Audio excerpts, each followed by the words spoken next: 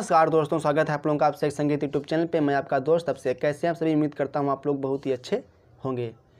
काफ़ी दिनों से मेरे पास कुछ लोग एक सवाल पूछ रहे थे कि भैया ये बताइए कि एक अलंकार को हमें कितनी देर तक बजाना चाहिए। जैसे मैंने एक अलंकार को सीखा है तो उस अलंकार को हमें कितनी देर तक हारमोनियम पे बजाना चाहिए। दूसरा सवाल कौन सा है? दूसरा सवाल है कि एक अलंकार को हमें कितने दिनों तक बजाना चाहिए जिससे हमें स्वर ज्ञान अच्छी तरीके से हो सके। तो आज के इस वीडियो में हम आप लोगों को इसी के बारे में बताऊंगा। तो वीडियो को कंप्लीट पूरा जरूर देखना। अगर काट करके देखोगे तो समझ में नहीं आएगा, और अगर वीडियो को पूरा देख लोगे तो आपको सारी चीज़ें क्लियर हो जाएंगी। तो सबसे पहले हम आप लोगों को बताना चाहूँगा कि जिन्होंने पूछा है कि एक अलंकार को कितनी देर तक बजाना चाहिए, तो उनको मैं बताना चाहूँगा कि देखो, अलंकार की कोई लिमिट नहीं होती है। जहाँ तक मैंने सुना है और जहाँ तक मैंने सीखा है, जब मैं हारमोनियम को सीखता था तो जैसे मेरे गुरुजी मुझे एक अलंकार देते थे, कौन सा? सारे गामा पाधा निसा। तो इस अलंकार को वो बोलते थे कि आप 2-3 घंटे तक रोज़ अच्छे तरीके से रियाज करिए। तो हम लोग उस अलंकार का कम से कम 2-3 घंटे तक ही रियाज किया करते थे। सिर्फ किसका? सारे गामा पाधा निसा का, और कोई चीज़ नहीं छूता था। सिर्फ सारे गामा पाधा निसा को ही 2-3 घंटे तक अच्छी तरीके से रियाज करते रहते थे। तो हम आप लोगों को एक छोटा सा उदाहरण देकर के समझाता हूँ कि सारे गामा पाधा निसा है क्या। वो आपका डाउट अभी क्लियर हो जाएगा।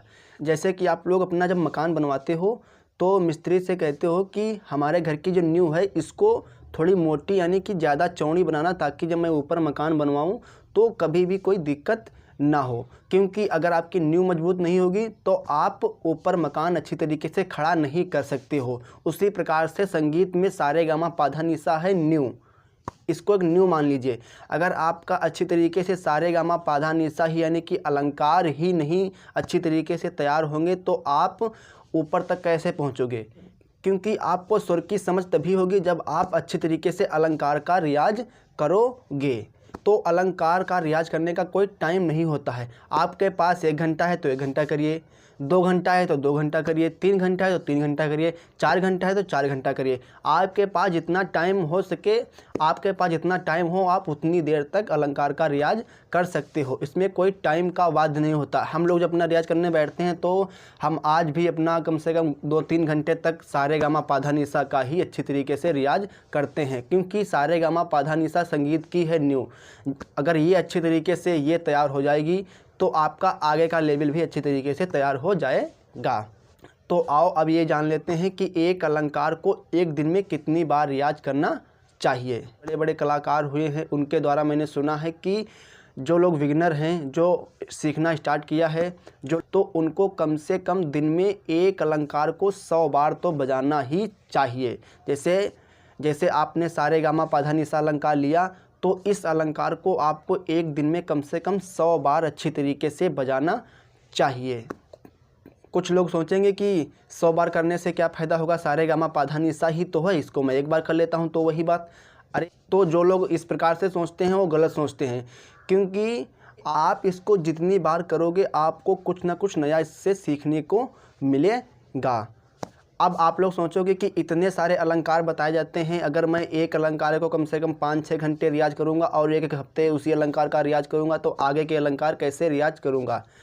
तो उनके लिए मैं आप लोगों को बताना चाहूँगा, देखो, भले आप एक अलंकार को आपको सीखने में कम से कम 1 हफ्ते या 2 हफ्ते, 3 हफ्ते या 1 महीना लग जाए, लेकिन उसको अच्छी तरीके से सीखो। क्योंकि जब तक उसको अच्छी तरीके से सीखोगे नहीं तब तक आपको फ़ायदा नहीं मिलेगा। मैं पहले ही आपको बता दे रहा हूँ। क्योंकि जब तक आप उस अलंकार को अच्छी तरीके से समझोगे नहीं तब तक आपके कोई काम का आने वाला नहीं है। तो इससे बढ़िया तो यही है कि थोड़ी चीज़ खाई जाए लेकिन अच्छी खाई जाए। इसलिए भले ही आप एक अलंकार में आपको काफ़ी टाइम लग जाए, लेकिन उसको सीखो तो अच्छी तरीके से सीखो, ताकि आपको अच्छी तरीके से स्वर ज्ञान हो सके। और जब स्वर ज्ञान होगा तभी आप गाने निकाल पाओगे। ये शायद सभी को पता होगा। देखो, दूसरे की नोटेशन को देख करके तो गाने निकाल लोगे, लेकिन खुद से गाने निकालने में प्रॉब्लम आपको हमेशा आती रहेगी। तो आई होप आप लोगों को समझ में आ गया होगा कि आपको एक अलंकार को कितनी देर तक रियाज करना चाहिए और कितनी बार रियाज करना चाहिए। तो अलंकार का रियाज करने का ना तो कोई टाइम होता है, ना तो कोई गिनती होती है, हमें कितनी बार करनी चाहिए। देखो वो डिपेंड करता है आप पे, आप कितनी देर तक रियाज कर सकते हो, क्योंकि अगर करोगे तो आपका फ़ायदा होगा, नहीं करोगे तो आपका नुकसान होगा। और दूसरी बात, संगीत एक है धैर्य की विद्या। जब तक आप इसमें पेशेंस नहीं रखोगे, आप इसमें धैर्य नहीं रखोगे, तब तक आपको प्राप्त होने वाली नहीं है। इसको भी एक तपस्या समझो।